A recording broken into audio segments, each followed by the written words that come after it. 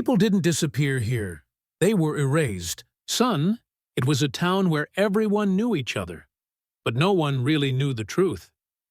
Dust swirled around the wooden streets, settling on the shuttered windows of the saloon and the general store.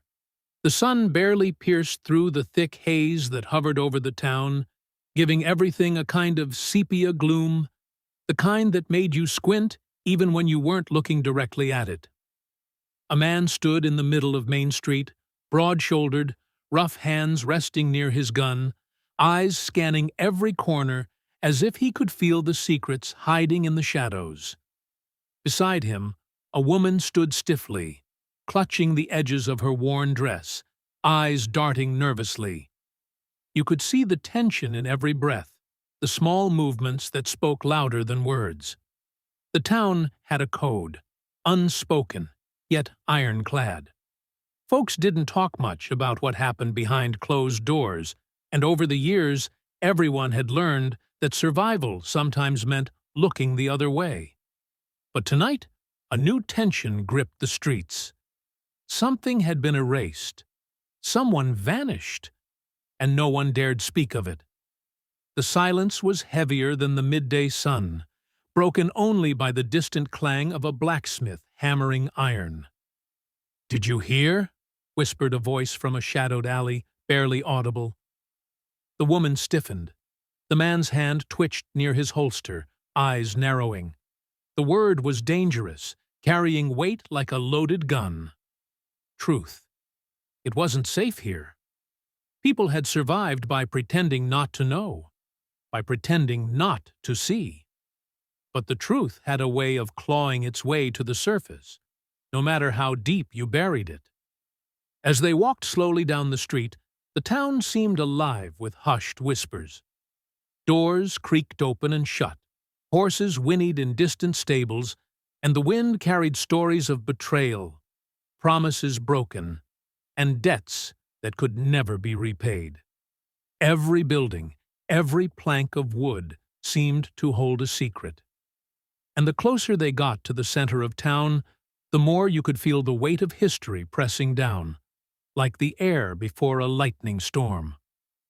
The man finally stopped in front of the saloon, the woman just behind him. He glanced at her, a silent understanding passing between them.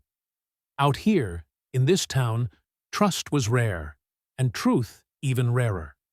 And somewhere in those dusty streets, someone was watching. Someone who knew exactly what had been erased, and who might erase them next. The wind howled through the narrow alleys, carrying the smell of smoke, leather, and a hint of something foul. Fear, maybe. They moved cautiously, the man's hand brushing against the worn leather of his gun belt.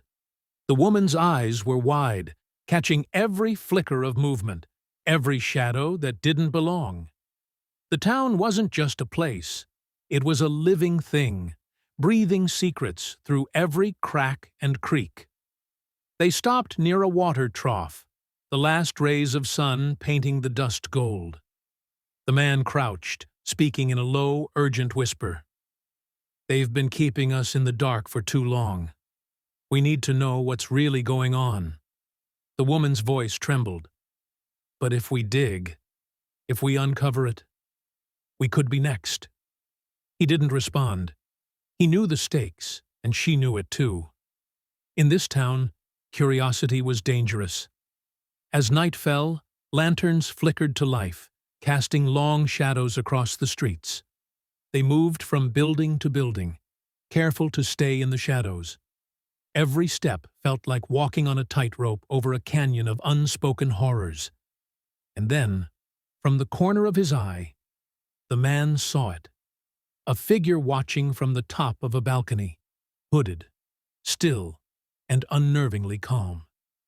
He signaled the woman to stay quiet. The figure vanished, melting into the night like a ghost. But its presence lingered, a reminder that someone, or something, was always watching, always waiting.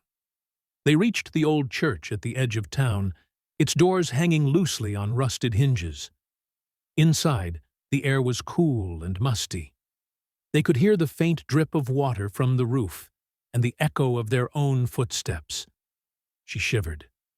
Do you think they know we're here?" He didn't answer.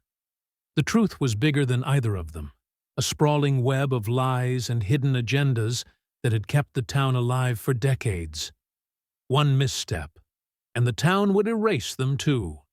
Quietly, efficiently, without a whisper to anyone else. And yet, they couldn't stop. Curiosity burned brighter than fear, and the secrets waiting inside that church were the kind that would change everything. By midnight, the town felt different, quieter, heavier, like it was holding its breath. The man and woman stepped out of the old church, the wooden doors groaning softly behind them. What they had found inside wasn't proof, not exactly, but it was enough to confirm their worst fear. Records that shouldn't exist. Names scratched out. Dates that ended abruptly. People who hadn't moved away. They had been erased. The woman swallowed hard. "This place doesn't let people leave," she whispered. "It deletes them." The man nodded slowly. He'd lived on the frontier long enough to know violence, but this was something else. Clean, organized, deliberate. No blood in the streets. No noise. Just silence. And then nothing. They walked toward the edge of town, passing homes where lamps burned low. Curtains twitched. Someone was awake. Someone always was. The man could feel eyes on his back, measuring him, judging whether he was worth the trouble. The town survived by protecting its secret. Anyone who threatened that balance became a liability. Near the abandoned rail station, they stopped. Moonlight spilled across the tracks, rusted and unused. The woman turned to him, voice tight. "If we're right, they already know we know." He looked past her, scanning the darkness. "Yeah," he said quietly. "That's why we won't get a second chance." A sound echoed, a slow clap. Once, twice. Then a voice, calm and confident. "Most folks don't make it this far." A figure stepped into the light. No gun raised, no rush, just control. The kind of confidence that comes from knowing the rules and knowing you're protected by them.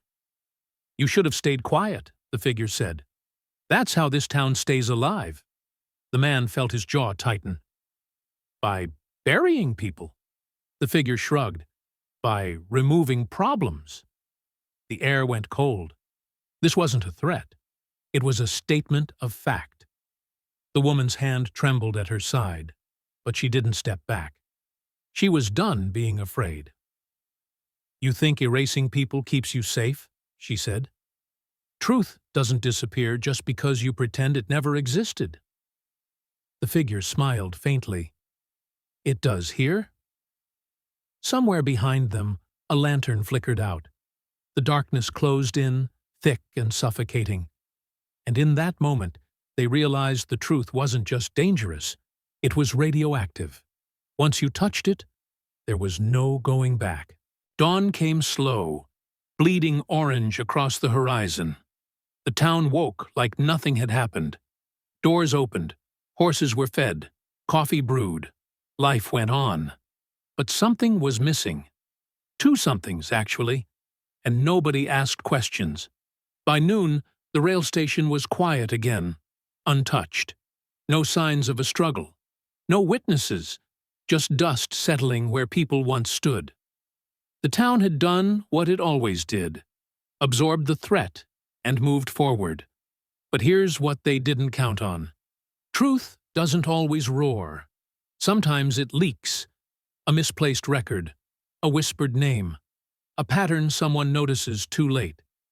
The man and woman hadn't escaped, but they had cracked something open. And cracks spread. Weeks later, strangers passed through town and felt it. The tension, the silence that didn't match the smiles. Some stayed, most didn't, and a few started asking questions. The town responded the only way it knew how. Quietly, permanently. Yet every time it erased someone, the risk grew. Because secrets rot when buried too long. And the frontier, for all its brutality, had a way of exposing lies. Storms uncovered graves. Fires revealed hidden rooms. Ledgers resurfaced where they shouldn't. People began to remember names they were told to forget. Faces started haunting dreams. And the town's greatest weapon, silence, became its weakness. No one ever put up a marker. No history book mentioned it. Officially, nothing was wrong. But if you stood at the edge of town at sunset, you could feel it. The weight of what had been taken. The cost of staying alive by deleting others. Because the darkest truth of America's frontier wasn't the violence. It was the agreement. The unspoken deal that survival mattered more than justice. That as long as the town stood, the price didn't matter. And maybe that's the real secret. Not that people were erased, but that everyone knew. And everyone chose to stay silent.